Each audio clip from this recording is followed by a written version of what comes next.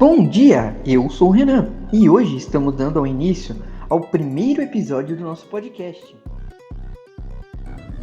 Bom dia, eu me chamo Júlia e eu tô aqui hoje apresentando o nosso podcast com a participação da minha amiga Rita. Bom dia, tudo bem? Bom, começaremos o nosso podcast com o tema Conheça os Funcionários do Colégio Ativa.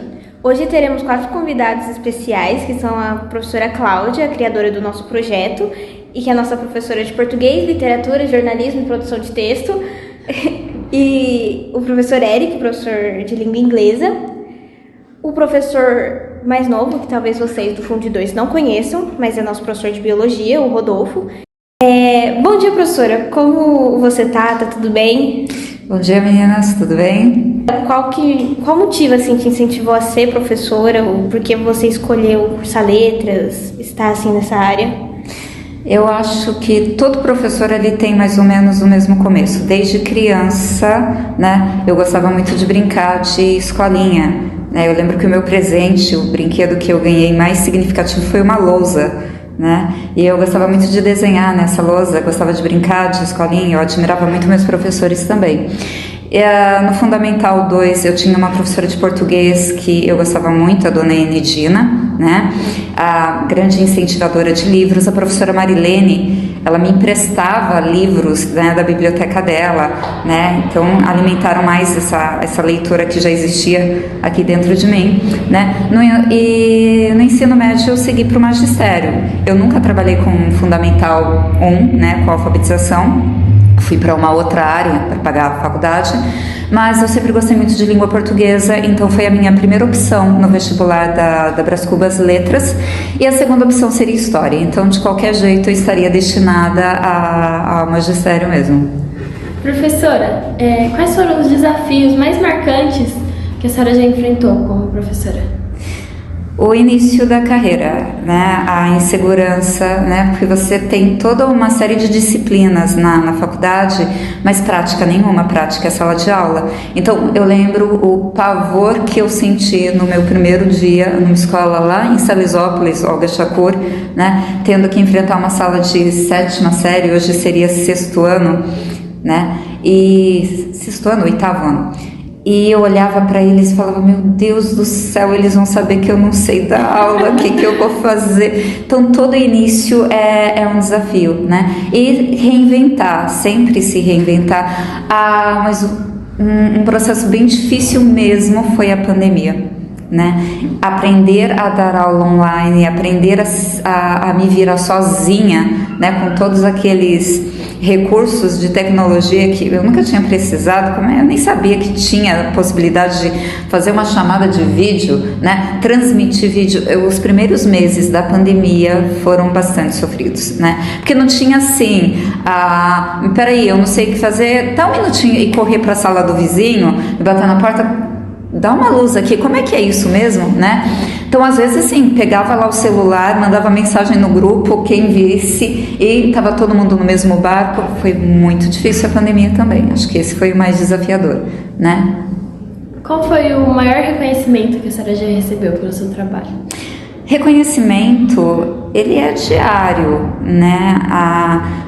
Um aluno que vai bem numa prova, né, uma participação, quando um aluno comenta o tema de uma aula e faz alusão a algo que você já ensinou, isso é muito bom, que você percebe esse crescimento, principalmente quando você acompanha uma turma, né, e você vai vendo a evolução desse aluno na escrita, na fala, na postura, né, então ele replica aquilo que você ensinou, né, mas os momentos em que você encontra ex-alunos, né? E esse ex-aluno fala de uma aula, um projeto, uma atividade, né? Que faz tempo que eu nem lembrava mais, né? Professor, o trabalho que a gente fez do teatro, da Tarsila, do modernismo, né? Ou o cordel, ou uma feira do conhecimento, né? Ou alunos que olham para você e falam, eu me tornei professor graças a você, né? Às vezes a gente impacta a vida de uma pessoa de tantas formas que a gente nem faz ideia, né? Então, esse reconhecimento, ele é importante, é motivador, porque às vezes eu me pergunto realmente, né? O que eu ainda estou fazendo aqui, né? Que contribuição eu estou fazendo, porque todo ser humano acho que tem dúvida no processo, mas o reconhecimento diário aí de um aluno que estuda, né? E do aluno que participa da aula, que comenta, que relembra uma fala sua. Isso é muito bom.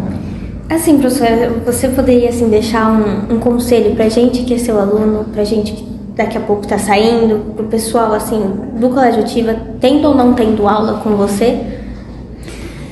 Olha, conselhos assim são bastante subjetivos, né? Mas você tem uma determinada habilidade, você tem um sonho, né? Vale a pena investir nesse sonho, mesmo que no meio do caminho você mude de ideia, né?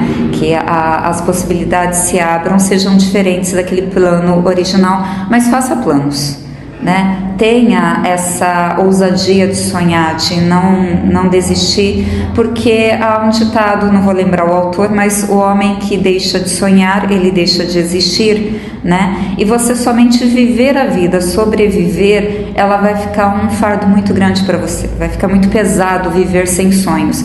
Então, ouse sonhar, né? Mesmo que seja difícil agora realizar o seu sonho, você vai dar um jeito, você vai encontrar meios, e às vezes tentando encontrar meios para um sonho, você acaba achando um caminho para um sonho que você nem imaginou que você ia ter, né? Então sonha assim, quer seguir a aeronáutica? Estuda, né? Quer seguir medicina? Estuda. Quer viajar? Quer ser piloto? Tá? Estuda. O meio mais importante de alcançar sonhos é estudando para isso. Seja um estudo formal, tá? Numa escola, numa faculdade, num curso técnico, sejam estudos informais, né? Que você vai aprendendo na prática, que você vai fazendo curso técnico, que você vai lendo, né? Mas conhecimento, ele é fundamental para você exercer qualquer área. Então, estuda, acredita em você, né? Busca sabedoria em pessoas que realmente saibam fazer algo e não aquele que fica falando para você fazer. Seja sábio também para selecionar as pessoas que você escuta, né? Leia bastante, né? Procura ler bastante e procura pensar por você mesmo, tá? Não tem, assim, ídolos em seres humanos, porque as pessoas são falhas, as pessoas elas seguem movimentos que daqui a 1, 2 anos elas repensam, elas veem que não tinha nada a ver, e você seguir na cabeça de alguém, você acaba caindo antes dessa pessoa, né? Então, seja meio diretor da tua vida, seja protagonista da tua história mesmo, tá? E acredita em você também, tá? Não somente nas pessoas, aí, eu vou fazer porque fulano faz. Fulano é fulano, a sua mãe sempre está certa quando ela diz, você não é todo mundo, tá? Segue a tua história, né? Cria a tua história. Agora, nosso próximo participante é o professor Eric. Bom dia, professor, tudo bem? Bom dia, tudo bem, graças a Deus. Assim, como uma das primeiras perguntas, a gente queria perguntar por que você quis se tornar professor, o que te motivou? Sim. Eu tive um professor no ensino médio e eu gostava muito das aulas dele, ele era professor de português e inglês. E assim eu perguntei o que ele havia estudado, não fazia a mínima ideia. E aí ele me indicou o curso de letras português e inglês. E por eu gostar muito de língua inglesa e do professor principalmente, eu falei, final do ensino médio, eu falei, vou tentar. E aí depois eu fui descobrindo os porquês, né? À medida que o tempo foi passando.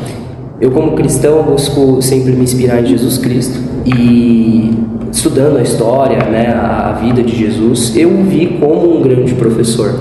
Ele tinha os seus discípulos ali que ele chegava junto, que ele estava sempre perto, e ele passava muitos ensinamentos para esses discípulos, né? Então, esses porquês de eu ter me tornado professor, de eu continuar, eu fui descobrindo à medida que o tempo foi passando. Isso foi há 7 anos atrás, então eu fui descobrindo isso gradativamente. Quais são as estratégias que o senhor usa assim, para engajar mais os alunos que têm mais dificuldade, mais ansiedade? Assim? Sim. Eu busco sempre me aproximar dos meus alunos.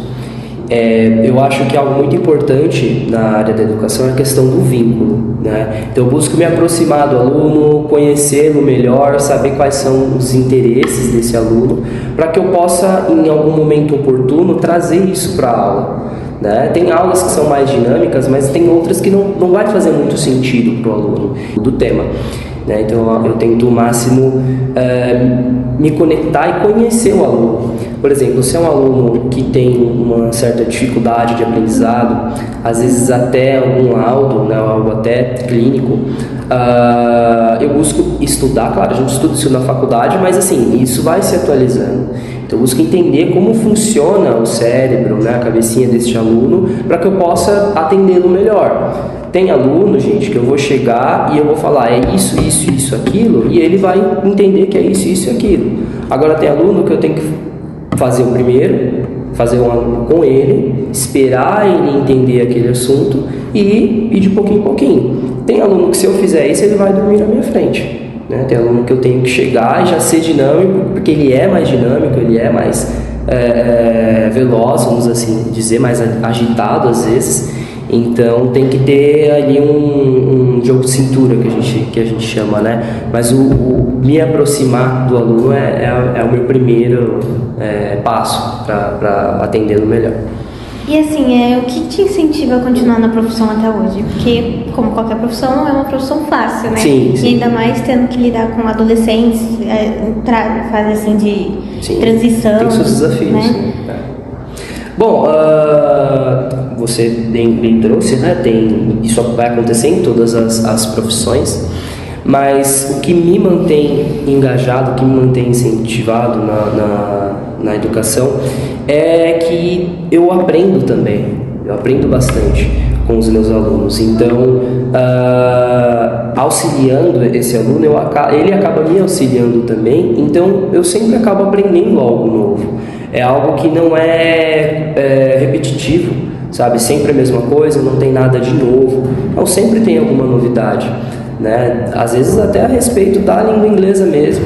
Tem às vezes aquele assunto que eu estudo desde que eu sou pequeno e aí o aluno traz uma observação sobre aquele assunto que eu, por muitas vezes mesmo, eu penso, nossa, eu nunca tinha visto por esse lado.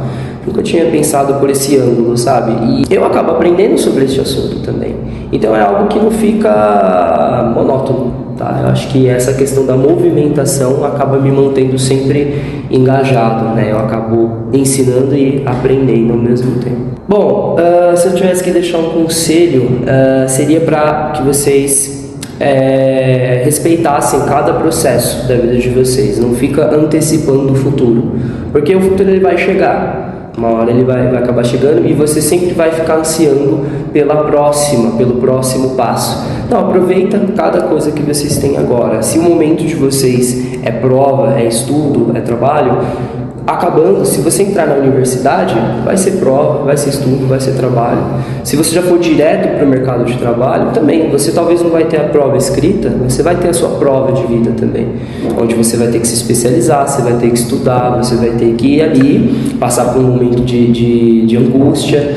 Então, o meu conselho seria não ficar antecipando as etapas da vida de vocês, mas sim respeitar cada processo, viver cada processo no seu tempo. Agora o nosso próximo participante e o último é o nosso professor de Biologia, ensino médio, Rodolfo. Bom dia, professor, tudo bem? Bom dia, tudo bem com vocês? Estamos bem, obrigada.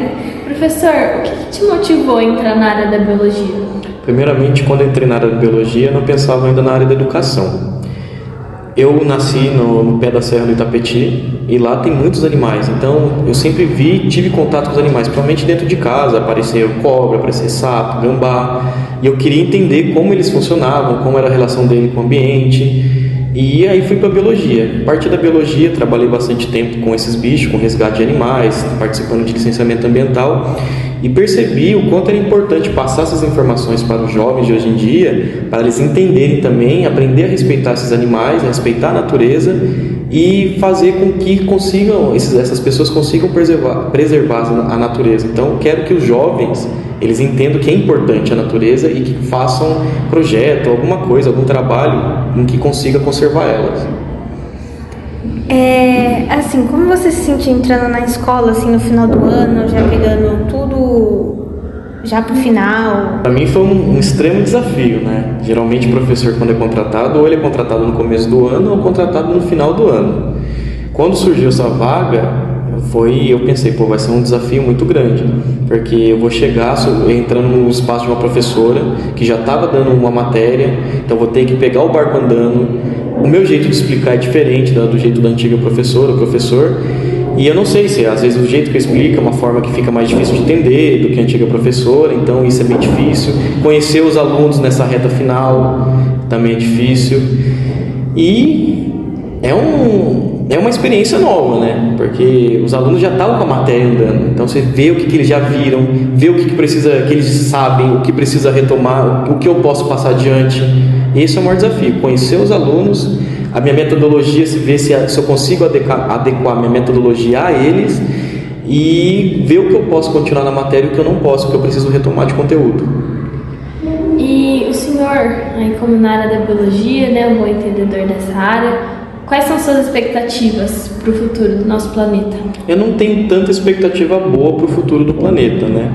A gente está entrando em um colapso ambiental, as estações do ano já não seguem um padrão, a gente está numa primavera, está sofrendo muito calor, pouca chuva, a gente não teve frio nesse ano praticamente, foi muito pouco frio, e quando foi um frio foi um ventinho, uma queda mínima de temperatura. O dia decide o que ele quer, né? Hoje pode ter calor, frio e chuva, amanhã pode ser só calor extremo. Então, isso não é positivo, né? E o ser humano sempre degradando o meio ambiente, poluindo os rios, desmatando, fazendo queimada. A gente teve, né, esse episódio de São Paulo com a queimada gigantesca. Não só São Paulo, né? Outras regiões do Brasil. Queimada gigantesca e as nuvens de fuligem cobriram o céu. Você não via a cor azul do céu. Você via o cinza. Você via que era fumaça. Gente com problema respiratório sofrendo por causa disso daí. Certo? Então não tem uma percepção tão positiva para o futuro. Eu acho que o ser humano deveria entender que o progresso não é só desmatar, e sim saber conviver com a natureza, saber conviver com a fauna e com a flora. Mas até virar essa chave, será que a gente vai estar vivo? Será que a gente vai ter tempo até lá? Então eu não tenho tanta expectativa boa para o futuro. E assim, você teria algum conselho para deixar para essa parte biológica ou até mesmo como conselho para a vida? Primeiramente, seja sempre vocês mesmos, independente da situação, lugar. Estudar sempre é bom. A gente não pode estagnar, terminei o ensino médio, terminei a faculdade, vou parar, não.